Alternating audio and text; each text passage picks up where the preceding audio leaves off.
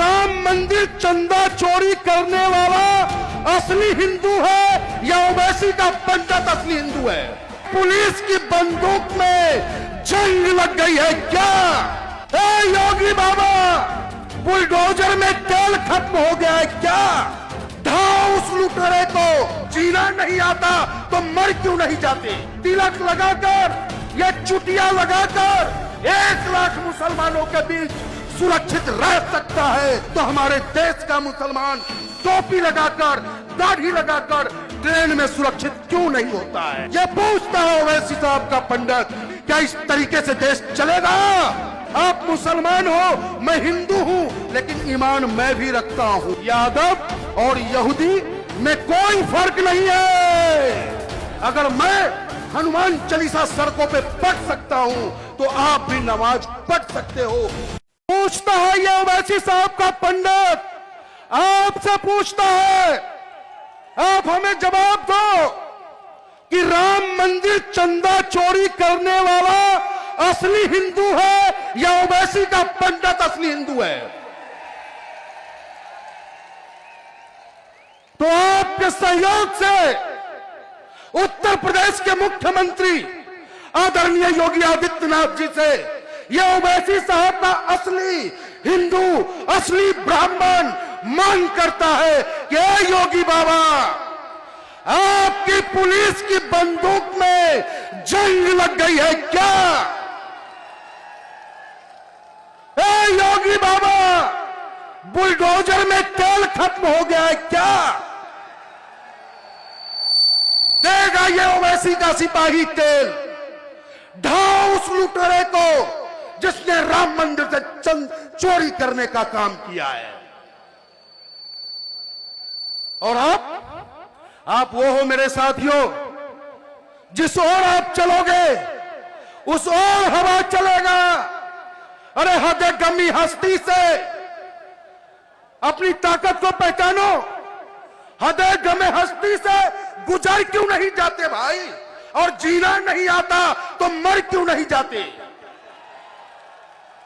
मंजिल को अगर पाना है तूफान मिलेगा, और डर लगता है तो कश्ती से उतर क्यों नहीं जाते?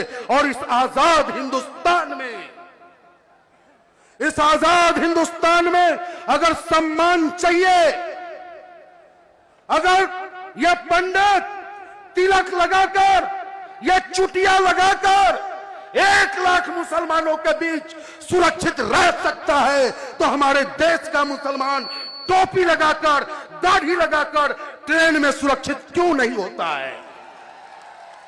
यह पूछता है ओवैसी साहब का पंडित उत्तर प्रदेश की सरकार से, पूछता है अपने देश के प्राइम मिनिस्टर आदरणीय नरेंद्र मोदी जी से कि कपड़ा देख से पहचानने की बात करने वाले हमारे प्रधानमंत्री, क्या इस तरीके से देश चलेगा? समय कम है, लेकिन इतना जरूर आपको संदेश देना चाहूंगा। मैं हिंदू हूं, ब्राह्मण हूं, सच्चा सनातनी हूं और ओवैसी साहब का सिपाही हूं। और आप हजरत इमाम हुसैन साहब को मानने वाले हो, आप मुसलमान हो, मैं हिंदू हूं, लेकिन ईमान मैं भी रखता हूं। और हमारे हजरत इमाम साहब, अरे तलवार के धार पे भी सजदे से नहीं उठे। आज भी करबला में आसमान सजदे करता है झुक करके उस धरती को। और आज यह बिजनौर की जनता ने तय कर दिया है कि आने वाला 2027 का चुनाव सिर्फ और सिर्फ गरीब, मजलूम, किसान, मजदूर, अल्पसंख्यक, कमजोर लोगों का होगा और उसका चुनाव चिन्ह पतंग होगा, उसका चुनाव चिन्ह पतंग होगा।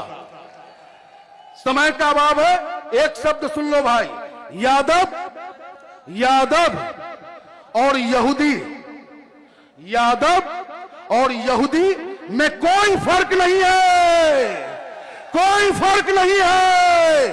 अभी देखा आपने मोहन यादव भाजपा का, अखिलेश यादव सपा के, मोहन यादव पे आरोप लगा, तुरंत खून खौला, तो यादव और यहूदी में कोई अंतर नहीं है। इसलिए मेरे मुसलमानों, अपनी ताकत को पहचानो, अपने नेता को ताकत दो। और वादा करता है ये ओवैसी का पंडित कि आने वाले समय में हिंदुस्तान में कोई किसी पे उंगली नहीं उठाएगा। हमारा नेता किसी धर्म का विरोधी नहीं, किसी जाति का विरोधी नहीं, हाँ विरोधी है, जुल्मी का विरोधी है। बाबा साहब भीमराव अंबेडकर ने जो हमें अधिकार दिया है, सबको बराबर का अधिकार दिया है। अगर मैं हनुमान चालीसा सड़कों पे पढ़ सकता हूं तो आप भी नमाज पढ़ सकते हो। यह ताकत देने का काम यह पंडित करेगा। जय हिंद, जय भारत, हिंदुस्तान, हिंदुस्तान, हिंदुस्तान।